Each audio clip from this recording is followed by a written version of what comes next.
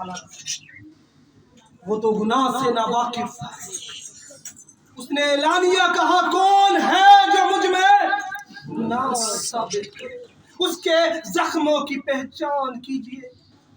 और आज भी वो दरवाजे पे खड़ा खटखटाता है।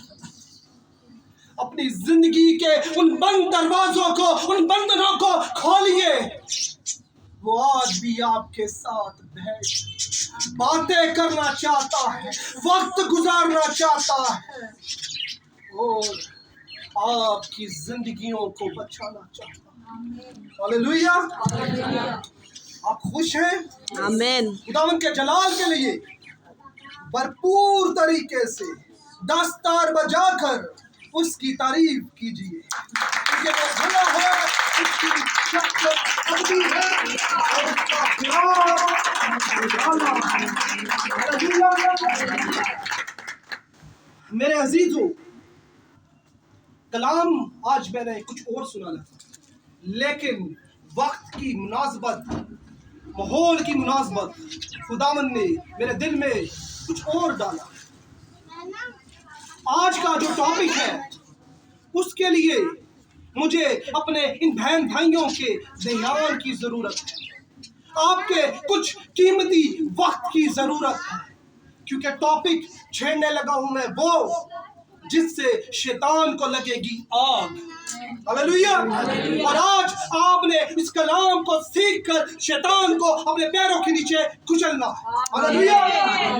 आज का जो मेरा उन्वान है वो है इब्लीस, देवता, जिन्नात और बदरूहें किस तरह वजूद में आई।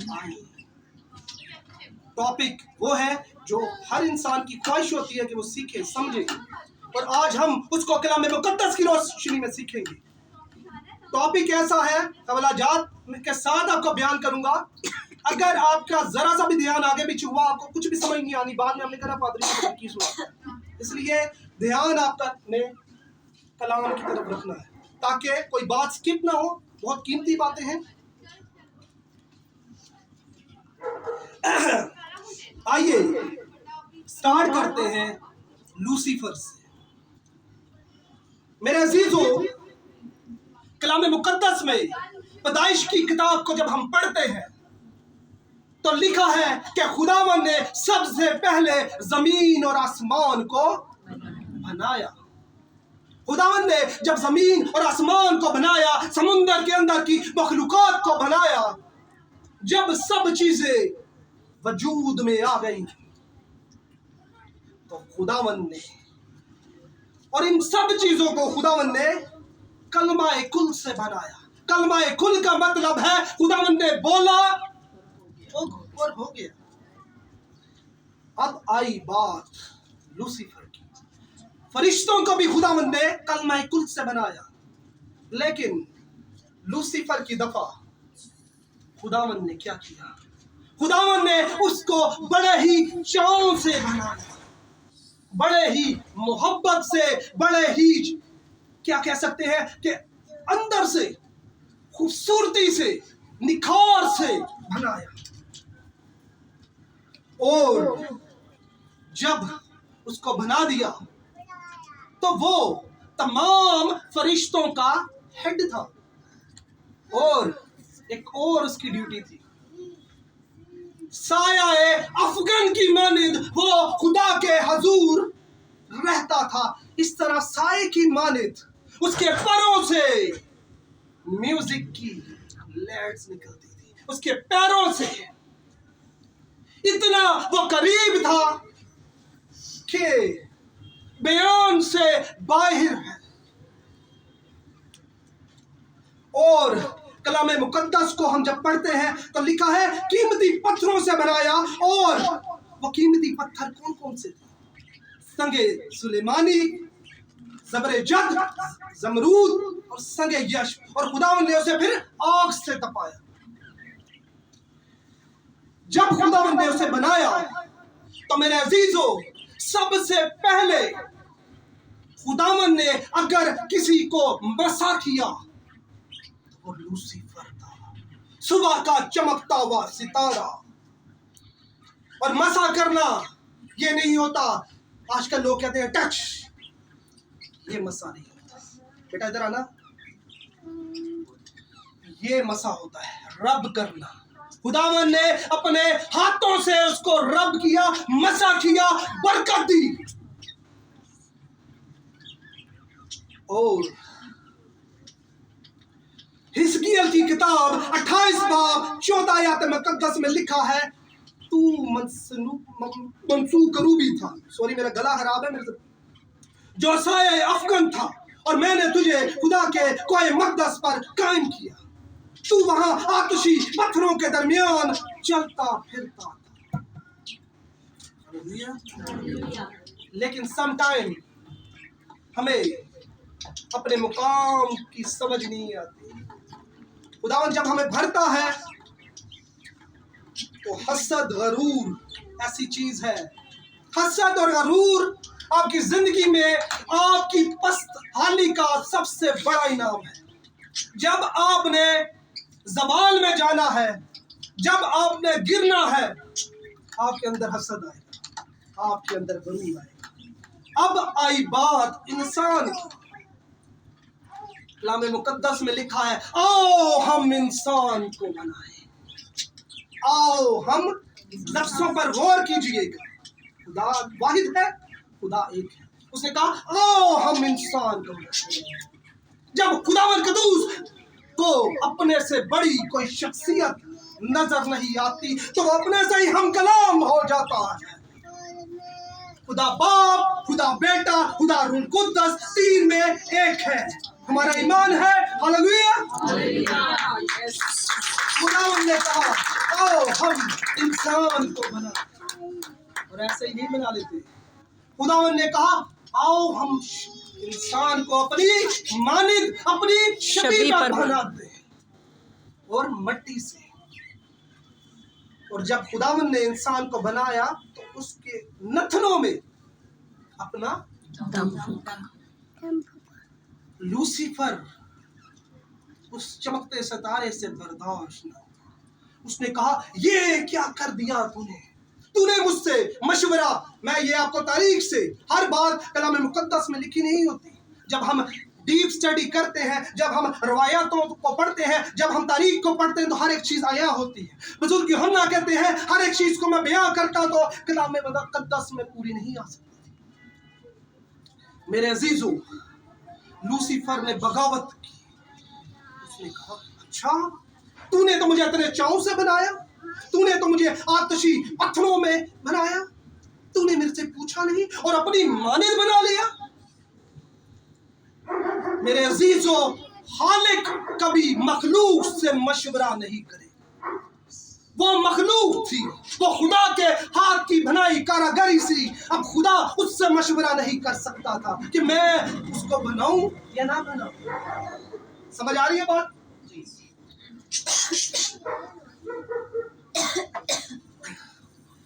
अब लूसीफर ने बगावत शुरू कर दी। लिखा है आसमान के 1/3 फरिश्तों को उसने अपनी साइड। और क्या हुआ? खुदावंद को उस पर गुस्सा आया। खुदावंद ने उसकी जगह मिकाएल को मुंतखब किया। कलाम मुकद्दस में लिखा है मुकाशवा 12:7 में, क्योंकि कलाम मुकद्दस में ये भी लिखा है कि उसने ये सोच लिया कि मैं खुदा से भी बड़ा तख्त बनाऊंगा। मेरा तो तख्त लिखा है यहाँ पर शिमाली अतराफ में जमायत के पहाड़ पर बनाऊंगा। बातें ही लग। उसने कहा खुदा का छोड़े इससे भी ऊपर बना दूंगा। खुदावंद ने मिकाइल को चुना और मुकाशवा 12:7 में लिखा है फिर आसमान पर लड़ाई हुई।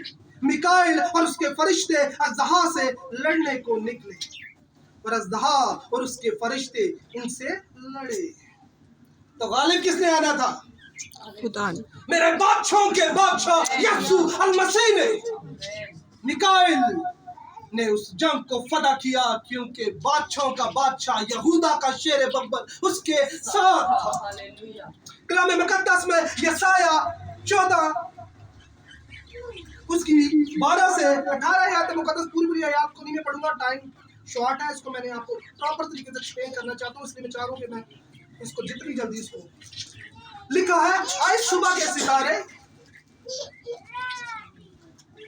क्यों कर तू आसमान से गिरा, आए कौमों को पस्त करने वाले तो क्यों कर जमीन पर टिका गया। तू तो अपने दिल में कहता था मैं आसमान पर चढ़ जाऊंगा, मैं अपने तख्त को खुदा के सितारों से भी ऊंचा कर लूंगा, मैं शुमाली अतराह में जमायत के पहाड़ पर बैठूंगा। तो क्या हुआ उसके साथ? जमीन पर उसे गिरा दिया गया और जमीन उसके सबब से लानती हुई। मेरे अजीजों, हमें बहुत ही हर वक्त खुदावन के खौफ को, डर को अपने अंदर रखना है, क्योंकि जब वो गिराया गया, कलाम मुकद्दस फरमाता है वो ग़ज़बनाक हो गया। यहां से इब्लीस यानी कि लूसीफर, पुराना सांप गिराया गया और उसके साथ के फरिश्ते भी गिफ्ट के तौर पर उसने, क्योंकि खुदावन से बगावत की, तो वो गिरा दिए गए। और लूसीफर को, पुराना सांप और वो फरिश्ते जो थे वो नापाक रूहें बन गई। क्या बोलते हैं? बद रूहें। यहां तक क्लियर हुआ? आगे मैं आपको समझाने की कोशिश कलाम सुनाने से पहले मेरा गला इतना खराब हो गया कि मेरे से बैठा नहीं जा रहा था, लेकिन जो मुझे ताकत बख्शता है, जो मुझे कुव्वत बख्शता है, उसने मैं सब कुछ कर सकता हूं। अजीजों, घोर तलब बात है, सुनिएगा। अगर जिंदगी में आ गई तो आपकी जिंदगी बदल जाएगी। मुकाशवा 12:9 में लिखा है, और वो बड़ा अज़हा यानी कि वही पुराना सांप जो इब्लीस और शैतान कहलाता है और सारे जहां को गुमराह कर देता है, जमीन पर गिरा दिया गया और उसके फरिश्ते भी इसके साथ। मेरे अजीजों, वो लोग जिनके अंदर सबसे पहले झूठ है, जिनके अंदर मकर है, जिनके अंदर फरेब है, जो खुदा के कवानीन के मुताबिक नहीं चलते, खुदा उनका बाप नहीं है। मैं नहीं कहता, माफ कीजिएगा। यूहन्ना रसूल की मार्फत लिखा हुआ 8 बाब उसकी 44 आयत में लिखा है, तुम अपने बाप इब्लीस से हो।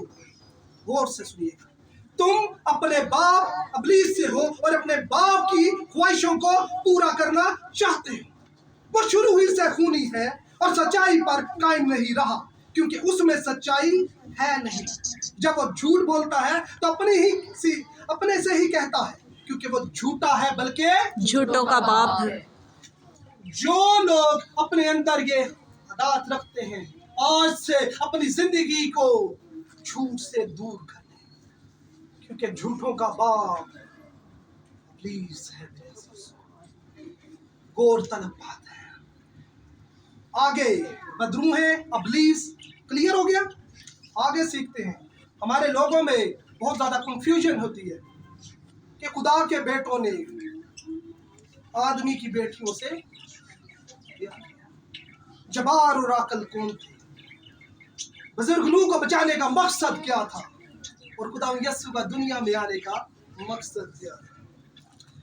आइए तवज्जो फरमाइएगा, ये बात स्किप होगी तो आपको समझ नहीं आनी, मैं बार बार कह रहा हूँ।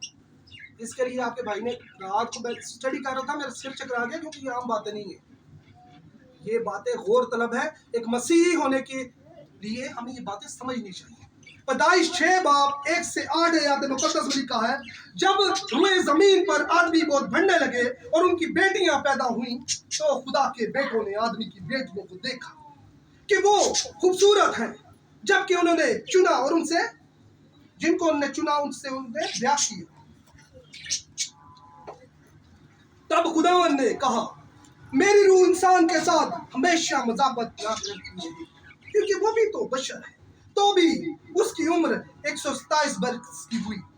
उन दिनों में जमीन पर जबार थे। बाद में जब खुदा के बेटों इंसान की बेटियों के पास गए तो उनसे औलाद हुई। यही कदीम जमाना के सूरमा। खुदा के बेटों ने आदमी की। खुदा के बेटे कौन थे? खुदा के बेटे, इसमें खुदावंद के फरिश्तों को कहा गया है। वो तो पाक है, वो गुनाह से पाक है। ये रूहानी तौर पर फरिश्तों को खुदा के बेटे कहा गया है, ताकि औलाद वो है जो रूहानी तौर पर हम कहते हैं। खुदा यस्सु को भी हम रूहानी तौर पर उसका बेटा कहते हैं। वो फरिश्ते जब नूह के दौर में उनने देखा कि जमीन पर आदम की बेटियां तो बहुत खूबसूरत है, उनके दिल में अजीब किस्म के बुरे चीजें पैदा, उन्होंने वो भूल गए।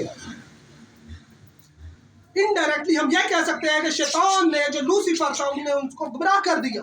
उनने सोचा हम अपनी अपनी मर्जी की लड़की को देखते हैं, उससे ब्याह कर लेते हैं।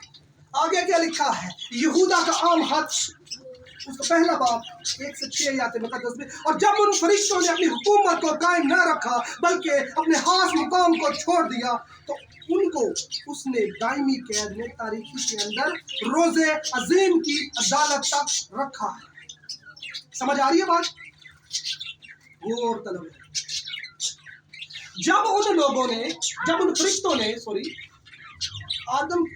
आदमी की बेटियों से ब्याह किया, तो उनसे नस्ल पैदा हुई, और वो नस्ल जबार कहलाई।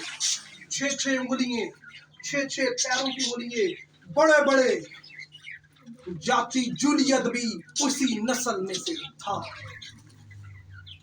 जब गुनाह हद से बढ़ गया, जब उनसे वो औलाद पैदा हुई, तो आगे जो जबार पैदा हुए, फरिश्तों की औलाद से जो जबार कहलाई, वो जो पैदा हुए, उनसे अफसाइश नहीं हो सकती। लेकिन कलाम मुकद्दस में लिखा है कि वो आकिल थे। आकिल मतलब दानिशमंद, ज़हीन भी उनके लिए छोटा लफ्ज है, इतने समझदार। तारीख बताती है, रवायत बताती है, उनने एक्सपेरिमेंट करना शुरू कर दिया। अपना डीएनए लेकर जानवरों के डीएनए से मैच करना शुरू कर दिया। और क्या हुआ? उनकी ये तजर्बा, उनका ये एक्सपेरिमेंट उनका काम। और जो आगे उनसे नस्लें पैदा हुई, फॉर एग्जाम्पल, उनने अगर किसी बांदर के साथ डीएनए को किया, आगे से उस नुमा, आधे इंसान टाइप फरिश्ते नुमा, आधे इसी तरह उनने मुख्तलिफ जानवरों से ये एक्सपेरिमेंट किया, तो इस तरह की नस्लें पैदा हुई। तो कलाम मुकद्दस में लिखा है कि खुदावन को उन पर कहर आया। खुदावन ने बुजुर्ग नूह के वसीला से क्या किया?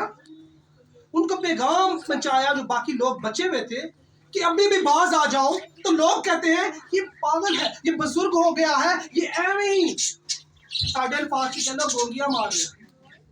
खुदावन ने कहा ठीक है, नहीं सुनते तो कोई बात नहीं। अब चूंकि वो एक्सपेरिमेंट हो गए थे, कुछ जबार पैदा हो गए थे, वो जो कलाई देवता, ये जो चीजें पैदा हुई थी ना, ये कहलाई देवता, क्योंकि आधे धड़ जानवरों की माने, आधे उनकी फरिश्तों की, यानी कि इंसानों की माने। खुदावन को उन पर कहर आया। खुदावन ने बुजुर्ग नूह से कहा कि इनको समझाओ, लेकिन वो नहीं समझे। खुदावन ने बुजुर्ग नूह से कहा कश्ती को बना, मैं इनको गर्क करने लगा हूँ, पानी के साथ इनको हलाक करने लगा। उसने खुदावन की कलाम मुकद्दस में लिखा है, बुजुर्ग नूह मत रास्तबाज और दुनिया में बेऐब था। खुदावन को बेऐब इंसान की जरूरत है। अगर वो इसी तरह बेऐब, क्योंकि वो लोग बेऐब नहीं थे, उनके अंदर कुछ और तरीके से नस्लें निकली, खुदावन को बेऐब बनना चाहिए था। इसलिए खुदावन ने कलाम मुकद्दस में बताया, हनूक जबकि 7वीं पुश्त था, खुदावन ने उसको उठा लिया, पीछे नूह बच गया। नूह से क्या हुआ? खुदावन ने उससे कहा अपनी औलाद को ले और कश्ती में हो जा। जब वो हो गया, तो दरवाजा किसने बंद किया? नूह ने दरवाजा नहीं बंद किया, दरवाजा मेरे खुदावन ने बंद किया। कलाम मुकद्दस में लिखा है कि वो दरवाजा खुदा ने खुद बंद किया, क्योंकि लिखा है कि नूह के साथ खुदा था। हालेलुया। लेकिन कुछ एक्सपेरिमेंट कलाम मुकद्दस में आता है, कुछ जोड़े उन जानवरों के पेयर्स के बुजुर्ग नूह ने खुद रखे, और कुछ कलाम मुकद्दस में लिखा है चल कर आए। जो चल के आए उनमें कुछ के साथ एक्सपेरिमेंट हो चुके थे। तूफान आया, सब चीजों को खुदावंद ने जो जमीन पर थी गर्क कर दिया, और जो वो एक्सपेरिमेंट से औलाद पैदा हुई वो गर्क होकर देवताओं में तब्दील हो गई। अंडरस्टैंड, समझ आ रही है? और कलाम मुकद्दस में लिखा है, और जिन फरिश्तों ने अपनी हुकूमत को कायम न रखा बल्कि हाज मुकाम को छोड़ दिया, और उनको उसने दायमी कैद में तारीख के अंदर रोज़े अज़ीम की अदालत में रखा है। और वो फरिश्ते जिन्होंने ये काम किया और अपनी मर्जी से, खुदावंद की मर्जी से नहीं, उसने अपनी मर्जी से इस काम को चुना, अपनी हुकूमत को छोड़ा, अपने हाज मुकाम को छोड़ा। कलाम मुकद्दस फरमाता है खुदावंद ने रोज़े अज़ीम की अदालत तक उनको किधर रखा है? था गड़े में। वो है लूसीफर और उसकी जो फरिश्ते थे जो बदरूहें कहलाई बाद में, वो ज़ाद है। आगे स्टेप बाय स्टेप। अच्छा, आगे सीखते हैं। यहां तक समझ आया? बदरूहें, अबलीस, देवता। समझ आ गई बात? नहीं आई पूछ सकते हैं, टॉपिक बहुत अहम है। आगे बात आई, उनको आजाद क्यों छोड़ा? क्यों अभी भी हम सोचते हैं यार हम इतने खुदावन में है, फिर भी शैतान आगे कहीं ना कहीं, क्योंकि इस जहान के क्या लिखा है? खुदा ने सबको उनकी आंखों को अंधा कर कलाम नहीं बढ़ने देगा, अंधा कर दिया, उसको जमीन का खुदा करार दिया गया। खुदावन की तरफ से खुदा ने कहा लंबी डोर है, दाद खून, जितनी तेरे तुझे बड़ी ख्वाहिश थी कि तू हाकम बने, खुदा बने, तख्त बनाए, जमीन पर चल, बना ले, सिखाऊंगा आयात की।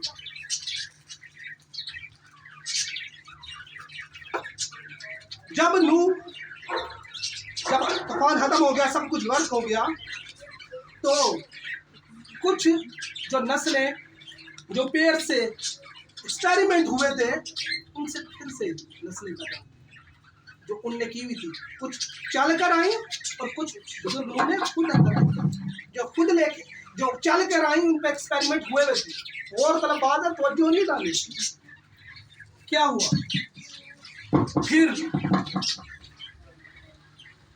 फिर से वो नस्लें जबार पैदा हुई जिनमें जाति जुड़ने की। अब जानते हैं जब बुजुर्ग दाऊद का मुकाबला जाति जूलियत से हुआ, उसकी हाल में कितने कंकर थे, पत्थर थे जी? 5, क्योंकि वो 5 भाई थे और वो जब्बार में थे। ओके, वो जब्बार थे और उनने बुजुर्ग दाऊद ने एक को नहीं, खाली जाति जूलियत को, बल्कि उनके भाइयों को भी मारा था। आगे ये बुजुर्ग मूसा के दौर में, बुजुर्ग यशवा के दौर में इसी तरह जंगें हुई। ठीक है, अब ज़बूर 82 में लिखा है, खुदा की जमात में खुदा मौजूद है, वो अल्लाहों के दरमियान अदालत करता है। और तरफ खुदा की जमात में खुदा, हम तो कहते हैं खुदा एक है ना। अब लिखा है कि मैं तो कह नहीं रहा, जिंदा कलाम में लिखा है, इसमें सिर्फ मैं आयात लिखता हूँ, ये ना समझिएगा देख के पढ़ लेना। ज़बूर 82:1 में लिखा है, खुदा की जमात में खुदा मौजूद है, वो अल्लाहों के दरमियान अदालत करता है। अल्लाहों के दरमियान, खुदावंदों की जमात में खुदा मौजूद है। ऐसा हुआ, अगर हम पैदाइश 11 बाब उसकी 1 से 9 आयत मुकद्दस को पढ़ते हैं तो लिखा है, और तमाम जमीन पर एक ही जबान और एक ही बोली थी, और ऐसा हुआ कि मशरिक की तरफ से सफर करते करते उनको मुल्क सफार में एक मैदान मिला और वो वहां बस गए।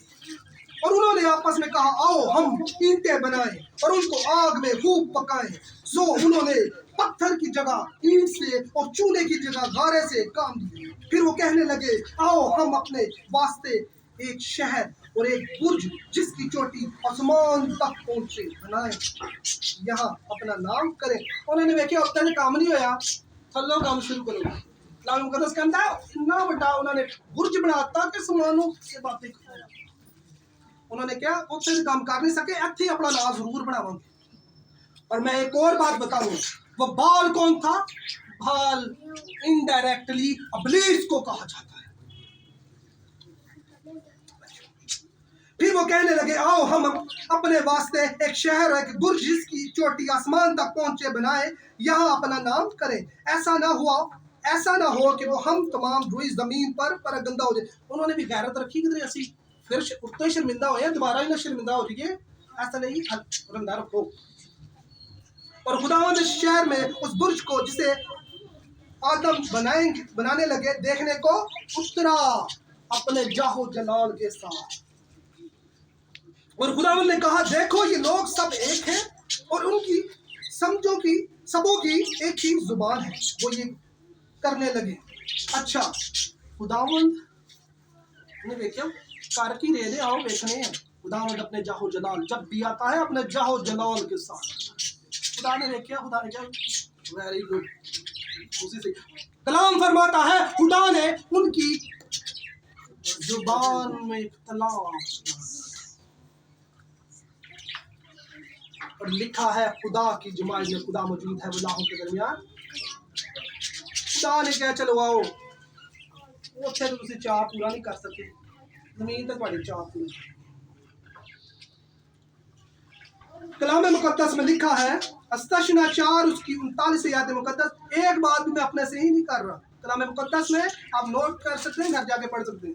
बस आज के दिन तू जान ले और इस बात को अपने दिल में जमा ले कि ऊपर आसमान में और नीचे जमीन पर खुदावंदी खुदा है, कोई दूसरा। खुदावंद ने क्या, उत्ते भी मैं वहां थले भी मैं वहां, लेकिन तुसी अपने चाह पूरे करने ने। आओ अगे लिखिए अस्तशना 32 बात, कदीम अयाम को याद करो, नस्ल दर नस्ल के बरसों पर गौर करो, अपने बाप से पूछो वो तुमको बताएगा, बुजुर्गों से सवाल करो वो तुमसे बयान करेंगे। जब हक ताला ने, गौर से सुनिएगा, जब हक ताला ने कौमों को मिरास बांटी और बनी आदम को कौमों को मिरास, कौमें केड़ी सन? वो कौम जो बाल दा बुर्ज बना दिया सन, जो इब्लीस किया सन। खुदा ने कहते लोग लदा कर, मैं अपने लोग लदा करना। कलाम च लिखे, मैं नहीं कह रहा। जब हक ताला ने कौमों को मिरास बांटी और बनी आदम को जुदा किया, तो उसने कौमों की सरहदें बनी इसराइल के शुमार के मुताबिक बनी इसराइल के मुताबिक खुदावंद ने उन तमाम लोगों को अपना अपना इलाका दे दिया। मिसाल देता हूँ, खुदावंद कदूस जब जमीन पर मुनादी कर रहे थे तो वह किश्ती से उतरे तो एक लड़का मिला जिसके अंदर लश्कर था। तो उसने कहा, तेरा मुझसे क्या काम, अभी तो मेरा वक्त नहीं आया, मुझे तो वक्त मुकर्रर पर मेरा साथ होगा। वक्त खुदावन ने उनको आजादी दे दी, एक वक्त दे दिया। अक्सर साढ़े देश आंदा खुदावन ने शुरू की शैतान को नहीं खत्म करता। खुदावन के प्लान्स को हम नहीं जान सकते, वक्त का तयन हम नहीं कर सकते, ये खुदा के हाथ में। जब खुदावन का दोस्त यीशु मसीह आसमान पर उठाया गया, आसमान से आवाज आई, क्योंकि बहुत से मेहमान से कहता हूँ कि शिगिर्दों ने कहा होगा जब अब आएगा, तो ऊपर से आवाज आई, वक्त का तयन करना तुम्हारा काम। इसीलिए खुदावंद ने उन तमाम देवताओं को, बदरूहों को, जिन्नात को अपना अपना एरिया दे दिया। और वो एरिया कहाँ है? इस जमीन पर है, इसलिए वो जात घूम रही है। वक्त मुकर्रर पर वो खुदावंद उनका इंसाफ करेगा और अपने पैरों के नीचे कुचलेगा, क्योंकि उसका वादा है। मेरे अजीजों, उनसे महफूज रहने के लिए कलाम मुकद्दस में लिखा है, हमारी जंग नूर और गोश के साथ नहीं, बल्कि शरारत की उन रूहानी जो खास मुकामों पर है। सूरज चांद सितारे भला उनकी लपेट में है, तो जब चाहे उनको डिस्टर्ब कर सकते हैं। आजादी दी है खुदावंद ने, ठीक है। कुछ शरारत की ऐसी चीजें होती हैं, आपको ये भी बताता चलूं, अक्सर लोग कहते हैं बदरू ही नहीं निकलती, बड़े बड़े पादरी बुलाए, बदरू ऐसे नहीं निकलती क्योंकि खुदावंद दा हाथों ना तो अगे हुंदा की लिखिया है कि वो उनका बाप उन्हें दावे जेड़ा उन्हें दे आइन के मुताबिक चलते रहे। जो खुदा के आइन के मुताबिक चलते हैं खुदा उनका बाप है, और जो खुदा के आइन के मुताबिक नहीं चलता है खुदा उनसे साइड पर हो जाता है और आज़ादी दे देता है। तो फिर पादरी भी कुछ नहीं कर सकते क्योंकि खुदा उनका हुक्म नहीं होता। पादरी ने बदरू थोड़ी करनी है, पादरी ने बीमारी थोड़ी सही करनी है। हाकिम का काम है कलाम सुनाना, बीमारियों को ठीक करना, टेंशनों को खत्म करना, जुओं को तोड़ना, बंधनों को खत्म करना, ये खुदा का काम है।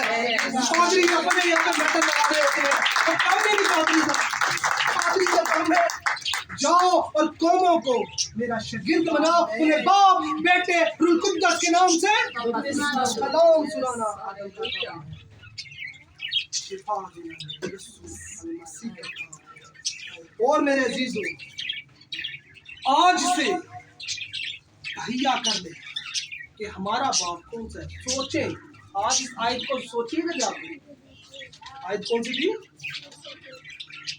इस आयत को सोचिएगा, यूहन्ना 8:44 लाजमी पढ़िए जो कर जाती है कि तुम अपने बाप इब्लीस से हो और अपने बाप की ख्वाहिशों को पूरा करना चाहते हो। वो खूनी है और सच्चाई पर कायम नहीं रहता क्योंकि उस पर सच्चाई है ही नहीं, वो झूठा है, झूठों का बाप है। आज हमने सोचना है कि हम झूठे और झूठों के बाप की औलाद है। उसने तो अपना कीमती लहू बहाकर हमें बचा लिया, और जब उसने अपना कीमती लहू बहाया तो उसका तुहम हम में शामिल हो गया। हम तो बदल गए, हम शाही काहिनों का फिरका हो गए। लेकिन मेरे अजीजों, कायम वो रहेगा जो खुदावंद की आइन के मुताबिक चलेगा, और उस पाकीज़गी को जो बपतिस्मा लेने के बाद और उस लहू के वसीले हमें मिली है कायम रहेगा। उसका बाप यहूदा का शहर बब्बर होगा, क्योंकि लिखा है तुम मुझे खुदावंद खुदा तो कहते हो लेकिन मेरे हुक्मों पर अमल नहीं करते। मेरे अजीजों, आज का कलाम आपकी जिंदगी में बहुत सा फल लाए और आप इस पे कायम रहें।